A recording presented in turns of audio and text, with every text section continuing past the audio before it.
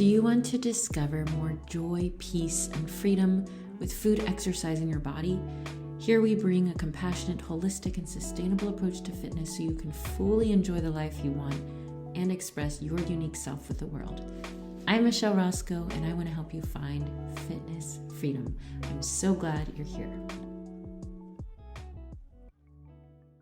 Hello, welcome back to the Fitness Freedom Podcast. I did not forget about you. In fact, the last 2 months, I've been taking some time off of some projects, including the podcast, and I am excited to get back into it. I did not forget about it. I was thinking of ideas throughout the last 2 months, and I'm so glad that you're here, back and listening. Always happy to hear feedback from you, by the way. I have some links in the show notes for ways that you can reach out to me, whether on Instagram or email, my website. So always feel free to reach out. Where was I? What did I do? And what do I have in store for you? So I took December off. I took not completely off. I just took it a little bit more easy with work. I knew I was tired and I needed rest. And that transitioned me into my month-long vacation with my girlfriend. We traveled around Asia, 4 different countries: Japan, Korea, Laos, and Thailand, in that order. We spent about a week in each country. It was lovely. It was my first time in Laos. I have lived in Korea throughout my life, on and off. I've been to Japan a few times, Thailand a few times, but it was my first time in Laos, and I really loved it. Ate so much good food, saw so many cute kitties, and really enjoyed my rest. And as a fitness coach, as a health coach, as someone whose work revolves around health and fitness, I, of course, was paying attention to the fitness cultures wherever I was. I'm pretty familiar with Korea. There's a pretty heavy diet culture, pretty strong emphasis on losing weight or being in a lower weight body. I don't think I was in Japan long enough to really make strong conclusions. I noticed how people moved in Laos and Thailand, and especially in Laos and Thailand, I noticed how, and even in Korea and Japan, everywhere really, fitness wasn't necessarily something, as an exercise, wasn't necessarily something that you had to go to a gym to do, or not even set aside a lot of time in order to do. It was really a part of life. So walking everywhere, carrying bags. I would see in Laos, I saw construction workers, from sunrise to sunset, doing hard manual labor. Those people, I'm sure, don't want to go to a gym after a day long of work. It's just what they do. And it made me think about privilege and status and how we as Americans relate to fitness and health and our bodies. So I want to share some observations that I made and some big lessons that I learned and how it relates to you. And I'm really excited, so stick around. I have a good episode for you coming up. So leaving, I'll get into it, leaving the States for a long time, 1 month. I've lived in different countries throughout my life. I've lived in America a little bit more than half my life at this point. So it's not like I've grown up only in America. So every time I come back, it's like, oh yeah, America, this culture, I'm back in it. Okay. When coming back to America and noticing and observing how we relate, if you're from America or you live in America, you're familiar with it, how we relate to fitness and health is so different from other countries. And I can see here that we have, and this is not to negate that other cultures have the same mindset. I'm just talking specifically about America. We have such high standards, even if we're not living up to them. And fitness is something that we do, like, oh, I need to work on my fitness automatically pretty much means I'm going to go to the gym, or I need to join a gym membership, or start taking group fitness classes, or get a personal trainer, or I need to go for a run, start running. We have a pretty limited idea, I would say, of what fitness is and what exercise and movement should look like. in America. And in terms of food, there's this holy, unholy relationship that we have with food, I think, where it's largely divided by class and privilege. About like, if you have a lot of money, you're going to go shop at the organic mart where you're going to get vegetables straight from the farmer's market that cost a little bit more than if you would shop at maybe a more cheap grocery store where things are lower priced. And in some places in America, a lot of people in lower socioeconomic standing don't even have access to fruits and vegetables and a wide variety of options in their neighborhood. So there's that. Whereas in other countries I saw, you could find such good fresh vegetables for so cheap. It was just, the access was different. So we have this unholy, holy relationship. And what I mean by that is, we all kind of want to eat healthier, but it's like we have this little demon inside of us that wants to go get the fast food, as if food is moral, and we are moral based on our food choices. So that's something that I recognize here, that I notice here. And it's like this inner fight with ourselves, I think, in America. It's like, I want to eat healthier and I want to exercise more, but I'm tired, I'm busy, I have all these things going on. It's like we all want to work on our fitness more, and then we shame ourselves for not doing more. So we have these high standards, even if we're not living up to them. And why do we even have these high standards? Well, I've been listening to this book called Anti-Diet by Christy Harrison. I used to listen to her podcast long before I was a fitness coach. I loved listening to her approach and her talk about things. I learned a lot from her. It helped me gain a more balanced perspective on health and fitness and weight. And she talks about the history of diet culture, specifically in America, and how it's affected us. And it's been passed on to us. I talked about this in the consent episode, which if you haven't listened to, please go listen to that. That's like my favorite, one of my favorites. And I think it really sheds a light on fitness culture and our relationship to it. But we get these ideas passed on to us from society, from generation to generation, about how we should look, how we should eat, how active we should be. And fitness becomes a standard or a status symbol. And in our society, and in many others, but I'm specifically talking about America here, we value thinness over fatness. We value muscles over softness. We value speed over slowness. We value clean over junk. We value exercise quantity over quality. So because of that, you can see it all over our culture. There are gyms, gym memberships, so many books. You go to the bookstore, Barnes and Nobles, and you'll see a whole section on diets and cleanses and 30-day resets and eat for your type, and so many diet books. We have so much medicine. We have tonics, we have cleanses, we have exercise machines.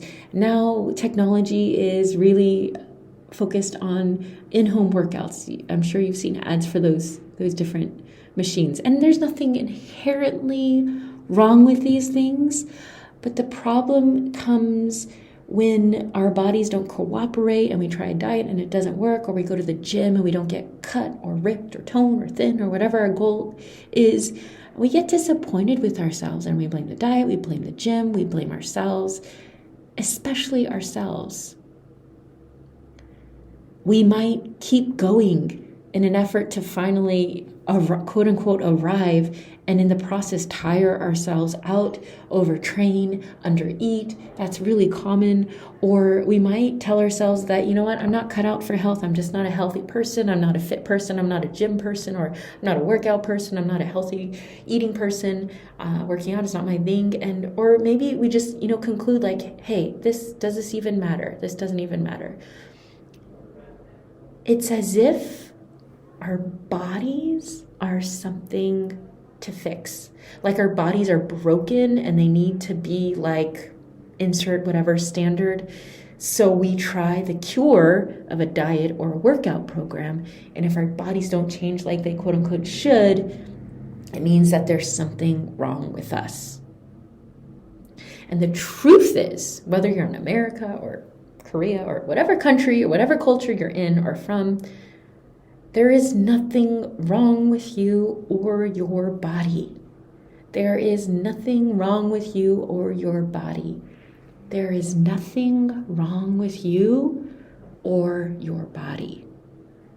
Your body is not something to fix.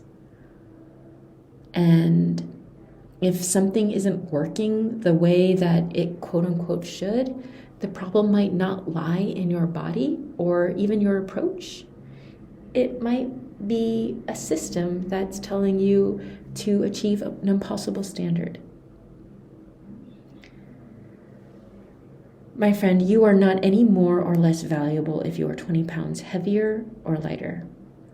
I remember when I went to Togo when I was still in college. It was a summer trip. It was like a missions trip. I decided in my was it junior year, I was like, I want to go to Africa. And so I figured it out. That's kind of how I roll. I think I want to do something, and then I go do it. And of course, I wouldn't do that now at this point in my life for multiple reasons, and I won't get into that. But there, I was struggling with my disordered eating. I had decided to go on the path of recovery, but I thought I was much better than I actually was. I was in that stage of my recovery where I thought, oh, I made this big decision and I'm eating sugar now and I gained a little bit of weight, so I'm good, when I really wasn't. And I know that the missionary I was staying with could recognize it. They could recognize it. And he told me, Michelle, you would be just as lovable if you were 500 pounds or if you were to lose more weight. And it really hit me. It really stuck with me. And that really helped with my recovery. He was just showing me acceptance and unconditional love. And that's what I want to show with you now. You're not any more or less valuable if you can deadlift your weight or you struggle to do a 5-pound bicep curl. You're not any more or less valuable if you eat only organic vegan food from local markets and you're gluten-free and dairy-free and you don't eat meat. Or you get fast food for dinner every night and you don't even eat vegetables. It doesn't, your exercise habits and your eating habits, they don't determine your worth or your value. Yes, it does feel good to work out and to eat well and to take care of our bodies. I'm not denying that at all. I'm making a point that so many of us are looking to fitness and health and looking a certain way and being able to complete a certain amount of reps or distance or whatever, or have a certain size to finally feel worthy to check in this box of I'm good enough now because I did such and such. And this is why the average woman will spend 3 years of her life dieting before the age of 30. So if you're 30 or younger, in your average, you have spent about 3 years, and this is average, so it might be lower and higher on the range, but you will have spent 3 years of your life dieting before age 30. It's why over 40% of women and 34% of men have dieted in the last year. It's also why eating disorders have more than doubled from 2000 to 2018 and even increased after that with the pandemic. Most of us are trying to fix this problem, quote unquote, from the outside in. If I just get my weight down, if I just tick my exercise boxes, if I just lose this fat, if I just look this certain way, if I just, then I'll be happy. The sad reality, though, is that this loop is never ending. It's never enough. Because if you do lose the weight or if you do, check the boxes, you have to keep maintaining your physique to feel good about yourself. And studies show that diets don't work long term, as much as 95% of them failing in the long term. And even people who are, quote unquote, successful with dieting have to put in an immense amount of energy and focus of their lives to sustain it. And I know that might sound depressing if you're wanting to lose weight or if you're wanting to make change. And I'm not saying it's impossible to make change and you shouldn't even try to improve your health or whatever. My point is that the key is not to focus on the outside changes first, but the inner changes. If you're relying on the way that your body looks or what it can do to make you happy, my friend, you're never going to be happy. It's never going to be enough. But when you shift your inner world and you start with how you see yourself and your relationship with yourself, that's when good changes happen. And they don't happen through force or obsession or pushing or, gathering all of your willpower to go work out or denying yourself over and over with what you really want to eat. It doesn't have to be that way. When you really shift your relationship with yourself, positive actions become easier. How you see yourself is crucial for health. Did you know that weight stigma, so people who are stigmatized or shamed for being in larger bodies, that shame is more harmful to their health than actually being quote unquote overweight? And I don't like that. I was telling my girlfriend, I don't like that word overweight because it implies that there's like one right weight that you need to be. And I understand that we use it as a range and it's a mutually understood word, but just the root of it feels problematic. But I'm using it because we both understand what it means. Did you know that weight cycling, which happens with diets and exercise programs, as in you gain and you lose the same weight over and over, maybe gain weight, sometimes you'll get heavier, then you lose it, then you gain it again. Did you know that raises your risk of death from all causes by as much as 53%? This was a study done in South Korea. And there are reasons that are understood and some that are not. Did you know, here's another one, that studies show that when people are identified or classified as overweight and they identify with it and they're stigmatized for it, that they're more likely to eat more and exercise less? This is not helping us. You need to be a certain weight, you need to look a certain way, you need to do this and this and this with your diet and your exercise. It's not helping us. It's harming us. And the only people that benefit from us are the diet industry and the fitness industry that plays on your shame to make money. So this is why I'm telling you, because I've been through my own struggles myself and I see it so often in my work. I see it everywhere around me. If you truly want to enjoy a healthy life, one where you're happy and not, when by healthy I don't mean like you're ticking all these boxes, but you're actually healthy and enjoying your life and able to do what you want to do and have energy to do it. You feel confident in your body and you feel free. If you want that life, you need to start with your relationship with yourself, how you see yourself. And like I said before, when you do that first, healthy actions become a natural fruit of your inner roots.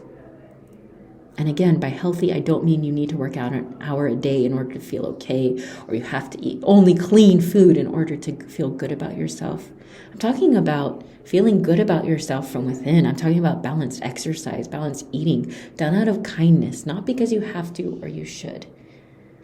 When you discover who you truly are and you realize your unfailing worth and immense power that you are just being, not by doing anything or changing anything, just you right now.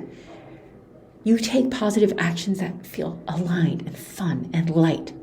And you no longer need to hit a certain number, size, metric, or standard. You let go. And the magic is that when you let go of the pushing and the needing, your priorities shift, your perspective shifts. And you actually get where you wanted to go all along. Even if it looks different, it's even better. So much better, in fact. So far, I've shared with you, these cultural differences, some context, all to show you how this striving for fitness and a certain look or a certain weight is not going to be the thing that makes us happy. And that studies show that often those efforts backfire. They don't really work, and it's not good for our health to stigmatize ourselves, and that we need to start with our relationship with ourselves first, and that when we do that, positive actions come as a result without needing to push or strain.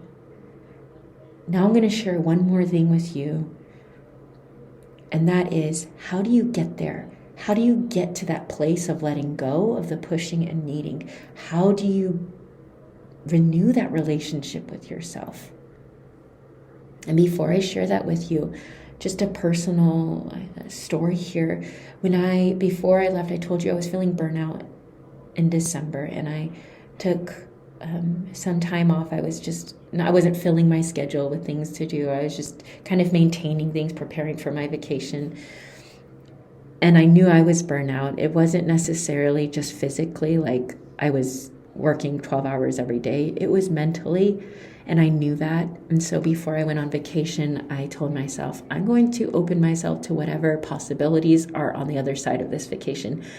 I'm going to open myself to answers. I'm going to let go. I'm going to rest. I was really challenged to rest. I listened to Rest is Resistance by Tricia Hersey, which I highly recommend. And I just took time off. I didn't have Wi-Fi or internet when I was out and about, which we spent most of our days doing. And so I was limited with internet access, which was amazing. And I do the work that I needed to do, but not much extra. And it gave me so much time to reflect. I really, really tried to dig deep into, I am worthy just being. I am enough. Simply existing, I matter. My body matters, I matter. I don't have to do anything. I don't have to be productive. I don't have to work. I don't have to do anything to be any more worthy. I really tapped into that. And as I did, I felt like I was given gifts and layers, these revelations around rest and just being. And like I said, I was open to any possibilities with work, with my life. I was open to anything that would come along. And I feel like I received this gift from the universe in the form of something that I've been creating and want to share with you about the key to what I'm going to share with you now, the key to getting to that place of I'm already enough, and renewing your relationship with yourself. And that one word is, if you haven't guessed it, is rest. And I talked about this a little bit in my podcast episode, Doing Nothing Could Be the Best Thing for Your Fitness. I addressed it there. But I kind of, in the fitness world and in the health world, this is kind of a no-no. If you're a fitness coach and your job is around personal training and helping people to eat, make healthy choices, why would you talk about rest? It's kind of like a financial advisor telling you to just go put your money under your mattress or something. Or I don't know, an Italian restaurant owner telling you not to eat Italian food. It feels so opposite to what a fitness coach would say is to rest. It's like, no, you don't tell people to rest. You want to help people work out more and give them workout plans and tell them they need to do more so that they can pay you money. But this is the truth, and I care more about your well-being and the truth than making money or promoting myself. And that's the key. The key is rest. What is rest? Rest is this state of release. It's needing nothing outside you to be okay. It's accepting things as they are without needing to fix them, including your body. It's knowing your own fullness and completeness just being. It's letting go of external conditions and events in order to be enough. And it's so hard in our society of constant doing and busyness and hustle and productivity and work, and busy, and more. But when you can let go, and you can let go of your identity around work, around your relationships, around what you do as who you are. If you can let go of those things, you discover who you truly are. I want to let you know that it's absolutely beautiful. I created the 4-H method a while ago. I was in a coaching program and they encouraged me to come up with a framework to kind of explain my unique way of doing health and fitness. And so I came up with the 4-H method. It starts with hope. You are 100% worthy and powerful just as you are. And then it moves on to habits. It's like a pyramid. So the foundation is hope. Then it goes into habits. From that hope, you create certain practices and habits in your life that reflect your worthiness and your power. And that translates into happiness. Because if you're doing all the right things, but you're not happy, that's not true health. And it has a holistic approach. And all that leads to health, which I define as empowerment in your body, emancipation from internal standards and external expectations, and energy to do exactly what you want with your life, how you want to do it, and express your unique self with the world so you can enjoy your life. That's what health is all about. And I had this framework, and my programs have been loosely based on it, but I realized that I was missing more focus on the first part, which is the foundation and the most important part, which I just shared with you, the hope. And how we do that is practicing rest.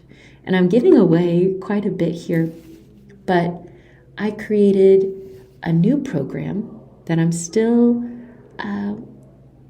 tweaking, just little bits of tweaks as of this recording, that I am so nervous and excited to share with you as a gift from the universe through me to you, to help you renew this relationship with yourself, to make your body your home, a place where you feel comfortable and confident and relaxed and at peace.